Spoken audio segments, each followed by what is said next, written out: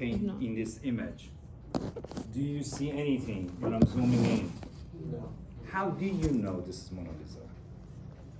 See, people finding Jesus this way because they want to see it, right? Otherwise, there is nothing related to Mona Lisa. I don't have the color, I don't have the eye, I don't have the position, but you're just seeing Mona Lisa for 40 years. Well, not for you, 20 years, and then, hey, this is look like Mona Lisa. That's the way that you're gonna find it, familiar to yourself.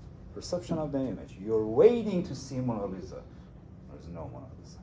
This is one of the interesting one, and we're gonna learn this technique to make it as a half tone. This is a technique that we are calling it half tone. Why we are calling it half tone, we are gonna see it in the software. But let's just start with this one. Okay, so because that's gonna be the most interesting one. The rest of them is gonna be talking about photography and different technique when you're taking the photo. So if you are going to your canvas, you are gonna download this full zip file. I'm going to download this one as my template. I'm going to share this file with you. It says Mona Lisa. I'm going to download this one too. Okay.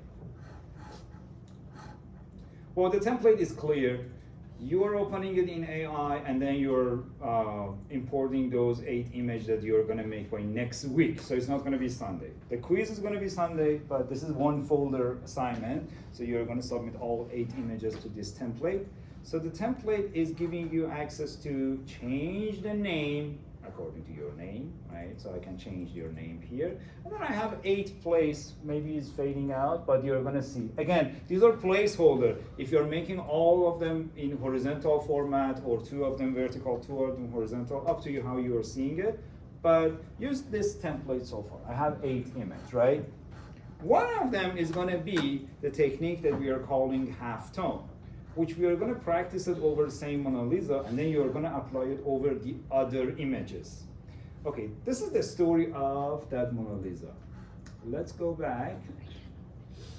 I'm going to download this one. It says Mona example. I'm going to extract. So you're going to find a crop portion of the actual painting in color, and then I have a crop version in a square base, black and white.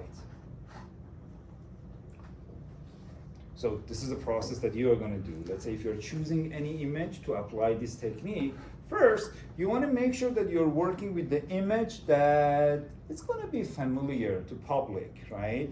So one of the Elvis images or Michael Jackson, Lady Gaga, something that we have history in our mind, right?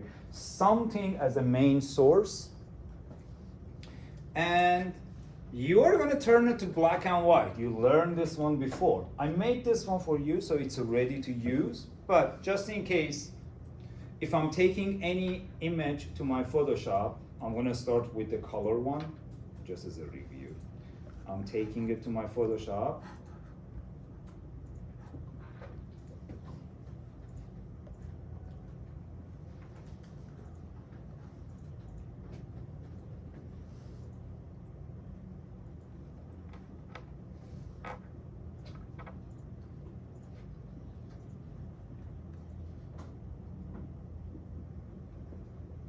Okay, I'm gonna reset my interface so at least it's gonna look like a brand new. Okay, this is the essential classic, right?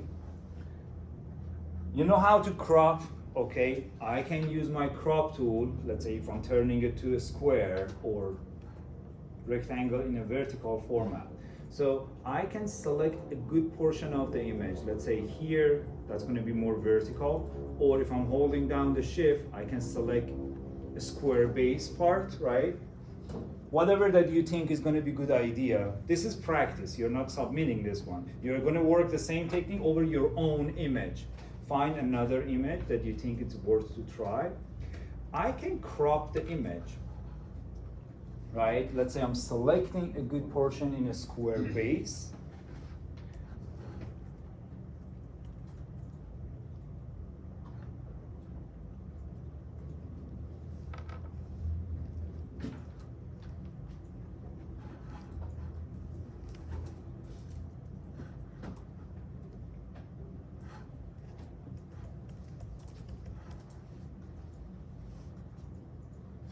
I'm gonna take it to a new file, copy this one, make a new document, so the new document is gonna be matched with this portion.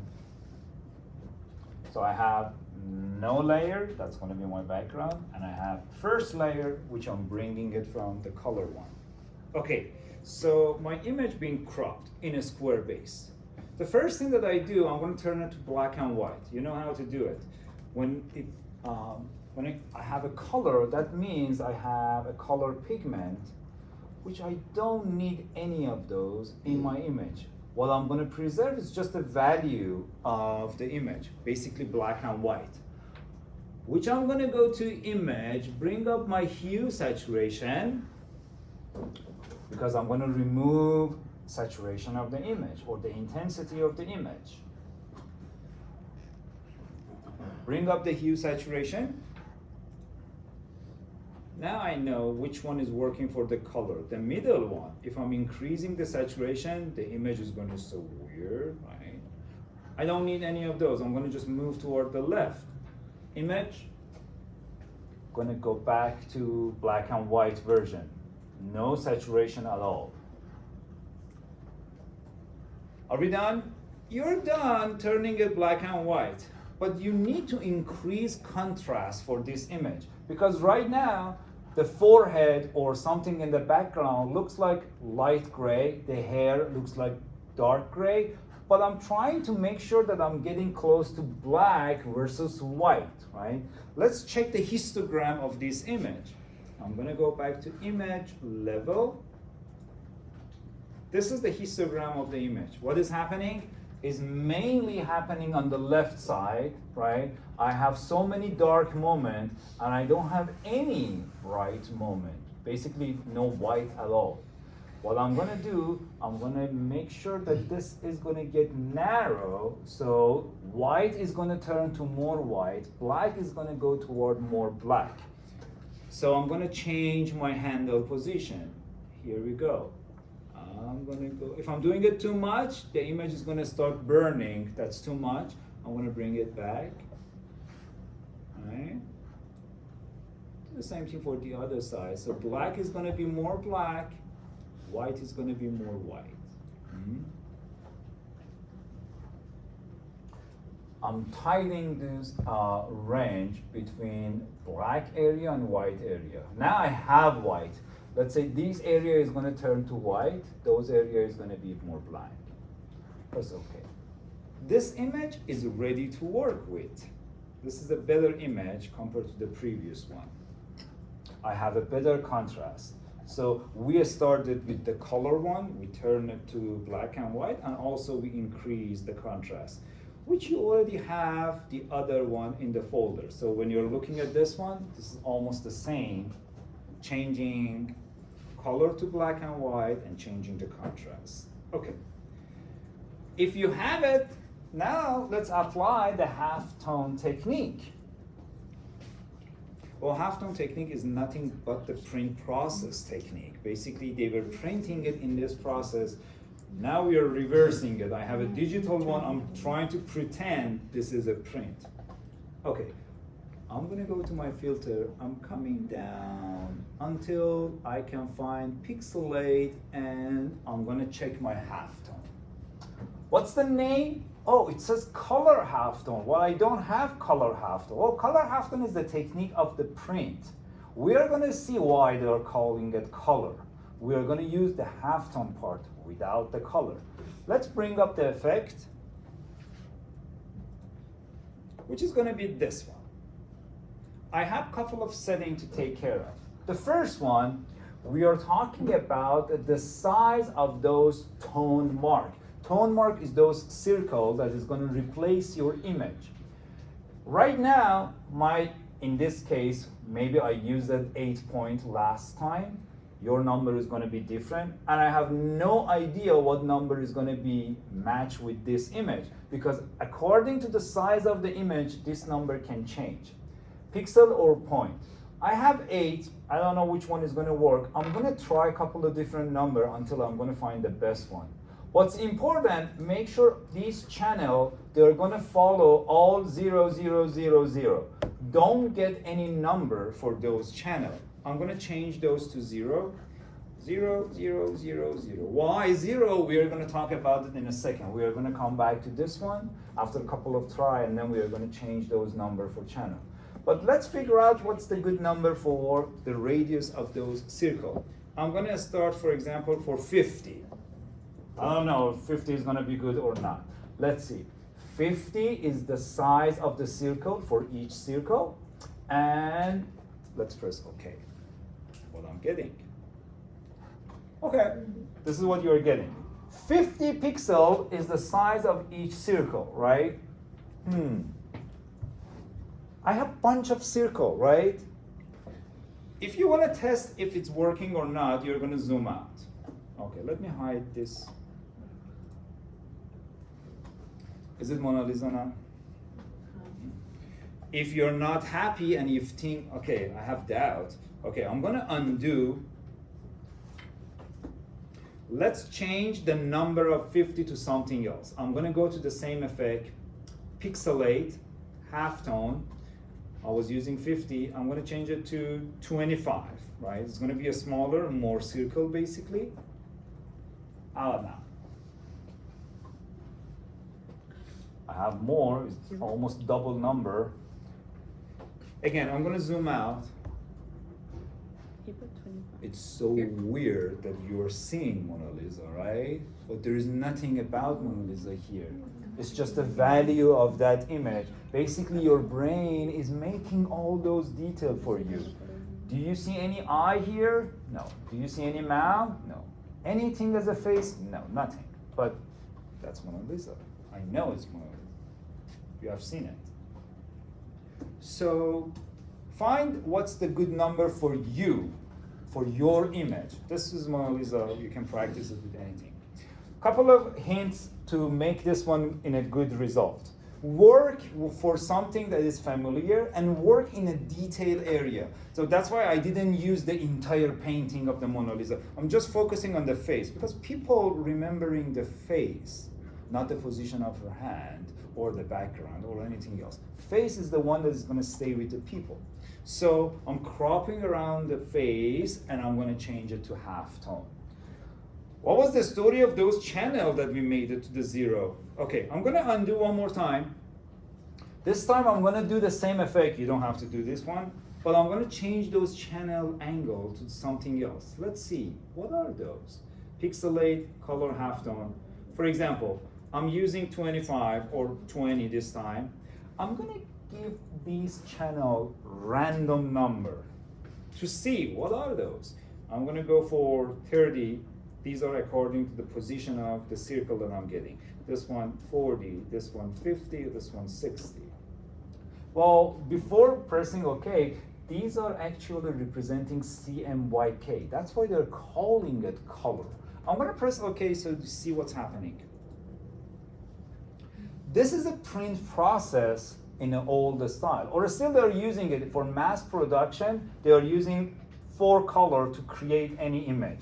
Even this one is going to be black and white, but that black and white is going to produce out of CMYK. Cyan is going to be there, magenta is going to be there, and then I have the green one, and I have K. K is actually black, which you can have it in a different value. Well, I was using a random number, so that's why you're seeing those dots being scattered, right? When I'm choosing almost same area, they're going to be really close. That's why when you're checking the print quality, people are using that magnifier and then just checking the quality of the print. I'm going to go pixelate, color, halftone. Now I'm going to get a bunch of numbers that are really near each other. 40, 45, 48, and I'm going to keep this one 50. This is going to be more accurate in terms of the position of those dots, for example. But still, same result. If I'm zooming out, Mona Lisa is going to be there. The image is black and white. It's not a color one. Even I'm using CMYK. But this is what you are seeing in a print process. Well, we don't need any of those color. Don't use any angle for the channel. Keep them all 0. When it's 0, basically all this circle is going to be over each other, right? They're not going to move anywhere else. let's say I have some overlap here. When I'm using 0, all of them is going to go over each other. You're not seeing them. So I'm going to undo. Let's do it one more time. Pixelate, color halftone. That's why they're calling it color. I'm going to go 0, 0, 0, and maybe I'm going to increase the size of the circle just to make it more less clear. Okay, that's mine. So that's going to be one of 8 images that you are making. So let's see how you're going to come up. I have 8 placeholder. One of them, oh, let's check the list. Let's see which one is that. I'm going to check.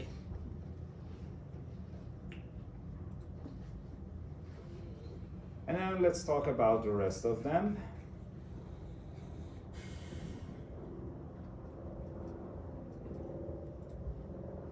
Okay, that's the list.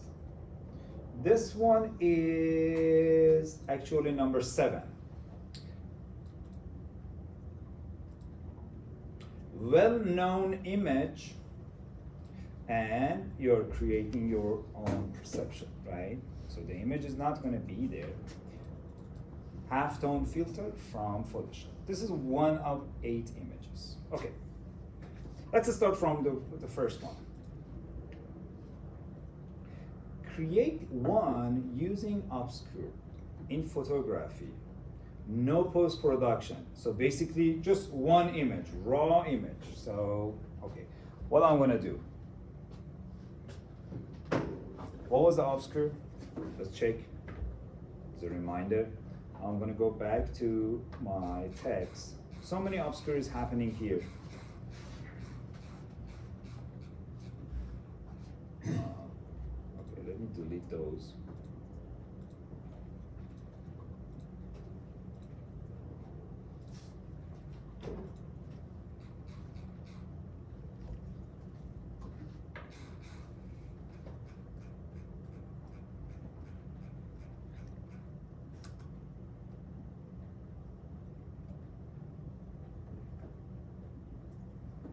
That's obscure, just using light.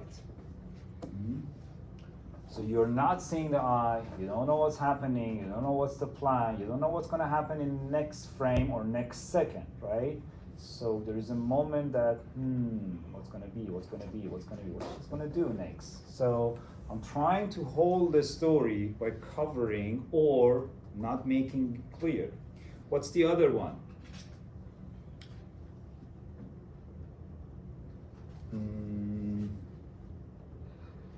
Lens, or maybe Reese is more close to me, so I'm going to use your location and I'm going to stalk you. Okay, how? This is the way that I'm going to stalk you.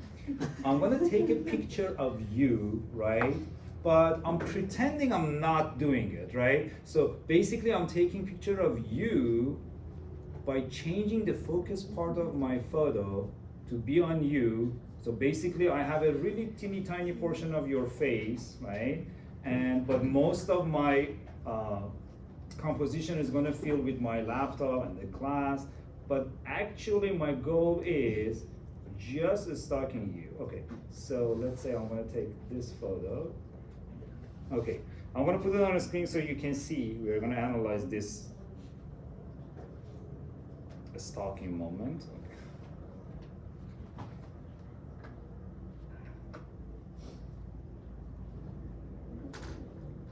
Okay. I'm going to take it to my Photoshop so I can see. What? I'm stalking. Okay, so here we go. I'm stalking him. Okay. So if I'm showing this photo, hey, I was just talking about this image, but no. Where is the position of his head? Let's see. You remember we were talking about rule of third, those kind of stuff? I have a grid here. I'm going to just open my grid. That's going to be composition grid. I'm going to turn on my rule of third, update the grid, and oh, that's too much. Okay, let me just rule of third. Okay, that's what I did. I was positioning his head over the intersectional rule of third. So basically everything is nonsense. That's the only part that I was caring because I want to capture what's happening, right? So I'm focusing on him by having, even the scale is small, but I'm leaving it in the best position of my composition, right? That's the intersectional rule of third for me. So try to tell some story without making it obvious. When is obvious? Well, when is obvious when I have it in the bigger scale right in the center, right? I want to tell that. I'm gonna hide my story as a second read or as an added value. If you are staying with my image, then they're gonna notice, oh, who's that guy? Oh, such a good position for the head. Because that's the whole purpose of the photo so far. Okay. Let's see what I have. Create obscure by using graphic. So this one is going to be similar to Stargazer that we were looking at. So you are adding something to your photo. Take a picture and then cover it with something. Let me see. I will get to, well, I don't want to stalk him anymore, so I'm going to find one image. So let's see, just randomly. If you're not finding these images, you're taking your own photo, but just to have some good quality photo, I'm gonna go to hiker in mountain. Just randomly, let me see if I have a good photo.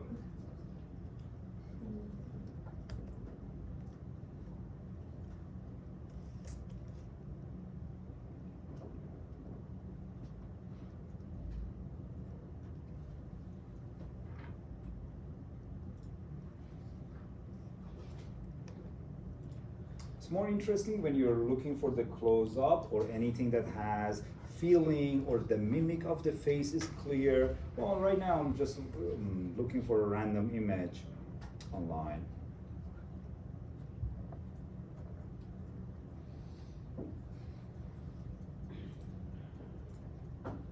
Okay, I'm gonna take this one to Photoshop.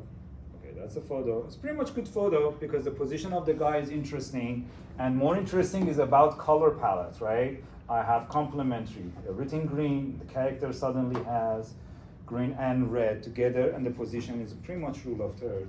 I have a good portion of the ground, I have a good portion of the sky, 2/3 versus 1/3, and also the position of the character.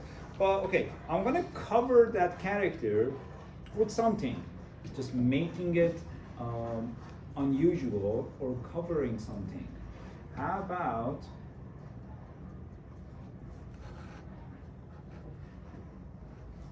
I have this hesitation if I do anything with this image and you're going to do exactly the same thing. Don't follow this idea. Let's say any image is going to just walk you through different style, right?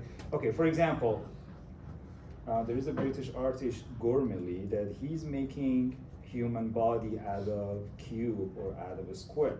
So, of course, in 3D. This one is more like 2D. But let's say if I'm following that idea, random color, and I'm going to start adding a bunch of a square or rectangle to cover the body. So it's going to look like this. Maybe one, and then maybe this one, maybe this one, and then maybe this one, and then maybe a small one here.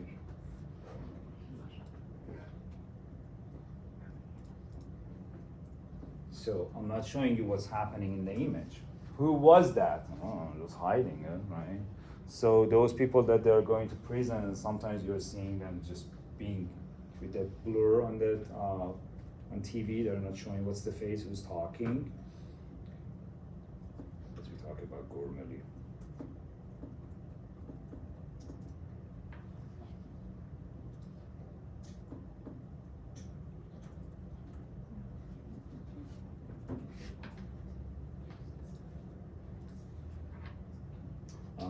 These are some of these sculptures.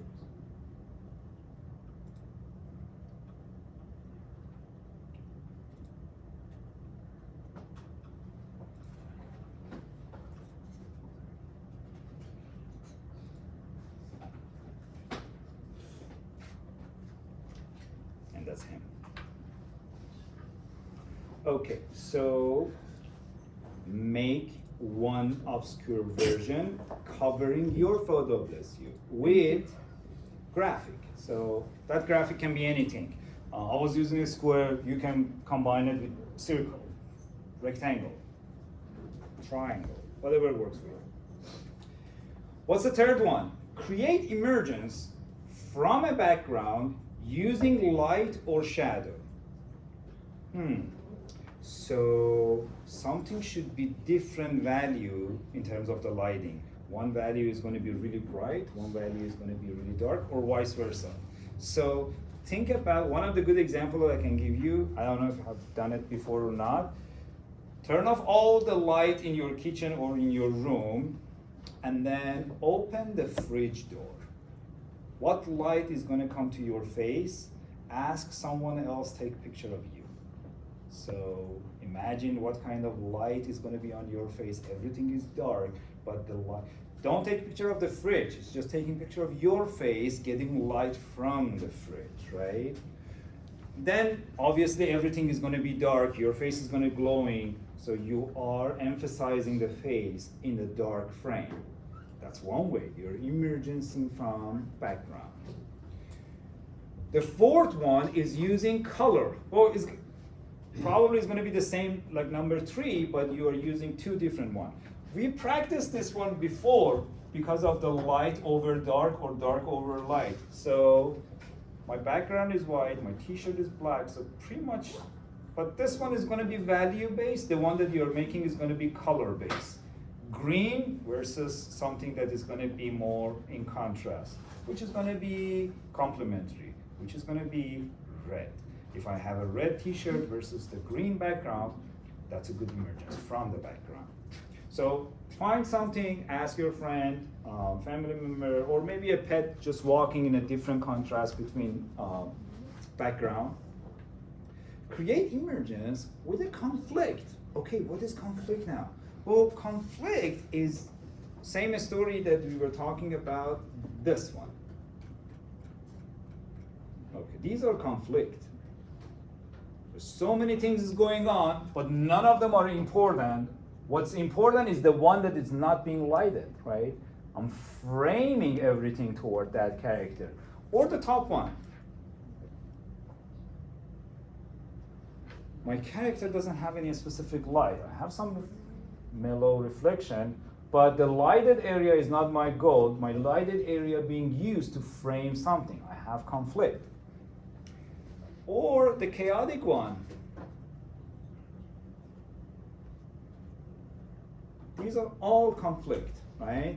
I have so many things going on, but none of them matters. The one that matters is what's happening in the back. I'm showing you that diamond frame.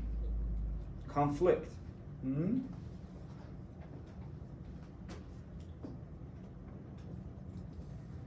Create emergence, include grid or visible line.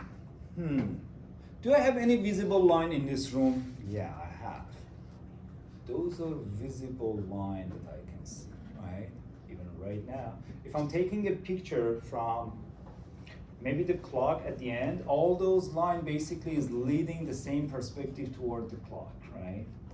Or think about anything with the larger perspective, perhaps outside.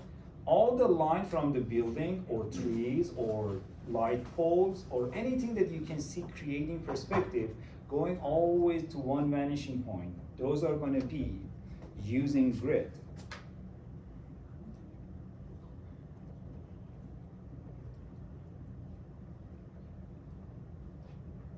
Number 7, we already talked about it, that's halftone.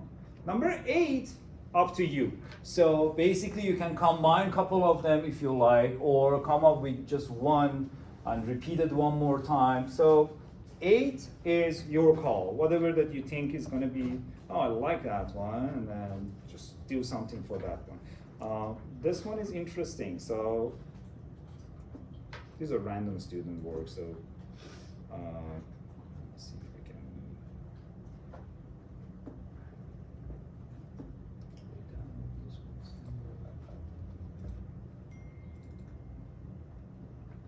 Okay, here What's my foreground? It's a fence. Is it my goal? No, of course not. My goal was the plant behind it, but this is going to be the first one that you're seeing. You're passing this one. I have a visible grid. You're passing this one. Then you're going to see, well, conceptually, I have a meaning for that. Oh, my plant is behind. My plant is being present. How about this one? Well, apparently I'm stalking someone else in the back, but I'm pretending I'm taking picture of this one. So you're not seeing what's happening in the back, but that was the goal. Or similar this one. When you're seeing something like this, what's the feeling? The feeling is someone behind the bushes and taking picture of something, right? And looks like one of those accidental selfie that you're opening your camera and suddenly you're making a picture. You're seeing so many, your finger is going to be around the lens. So someone is behind something else, right? 1/3 of my image is being covered, while the goal is something else. I'm trying to capture that one. Be creative on that. Same story. I have so many conflict here, right? I have all those lines covering my main subject, but the goal is the flower. This is for a moment that people are protesting Elvis. Yeah, I'm joking. Okay. Let's see.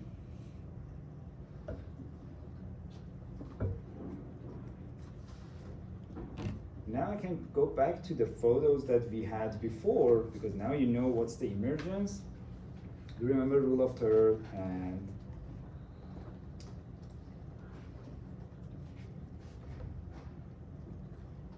you're combining all different technique, right? Let's say rule of third, now emergence. Let's see.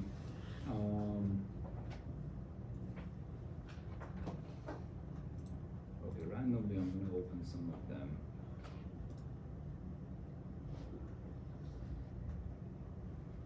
Okay, or something like this. What you're photographing exactly? Oh, is it like the bike stand? Well, no. Yes, you're seeing this one, but the goal is something else. So I'm looking at the position of that character, right? It's a good lighting. Here, so that's my rule of third, and that was the goal. Not this one, I'm pretending. Imagine this is gonna be 5 seconds or less, 3 seconds of the movie, camera is coming in, you're gonna see the frame, and the focus is gonna shift from this one, and then the next frame, you're gonna see the character coming in or going out. So you're focusing on that one. Well, you're not gonna see it first because your focus is on something different object. Changing focus to the character, which your camera is doing it now with all those cinematic shots. What else do I have? These are interesting, let alone rule of third, and also so many leading lines. This is right here, right here. Look at all those lines, the position of the bulletin board on the wall, and so many lines back and forth, back and forth, back and forth, and I have some line going to the character. I like the reflection of the guy in the glass.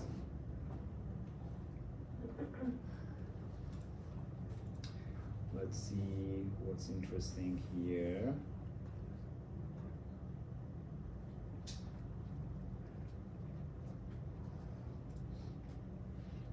This can be one of those. The good portion is nothing, right? I'm just being low angle. So many grid line.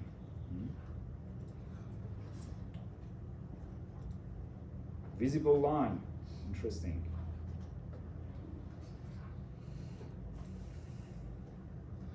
That's nice. This one right here, outside. Sorry, here. This is the office. It's an art office right here.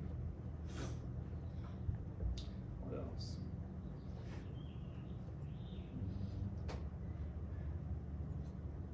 Interesting. That's good. version. The lighted area. So we are connecting everything that has a lighted area.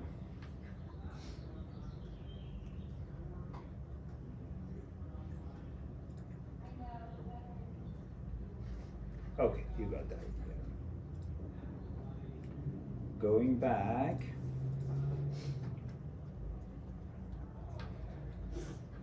So you have the template and make 8 image. A couple of them directly from photo, no post-production. Do your best to capture it as you need. So you don't have to crop it or rotating it or changing the color. Whatever that you need, you can just get it directly from. But some of them you're going to take it to your Photoshop, adding graphic. Let's say if you're portraying something with halftone. So those can be done in your software. Template is here. Okay. Now, if we are submitting this one, basically all is done. The only thing that remains is going to be the final portfolio, which is going to be a oh, let me share this one if I never done it.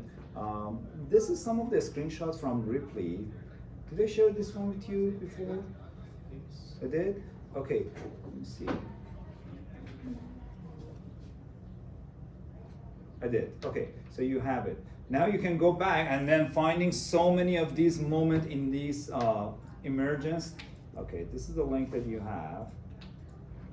Specifically, some of those that it was happening inside of the mailbox. Okay, this is the emergence from light and dark. That's it. How beautiful is that? The position, yes, rule of third. Value based, everything's value based because the show is black and white. Watch the show, it's beautiful.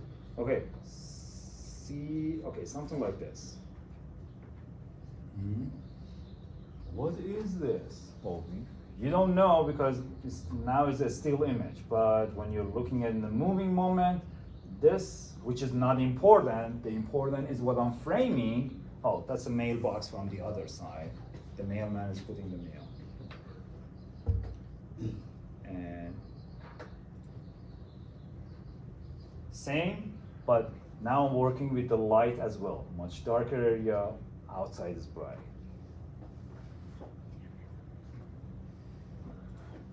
What's this one?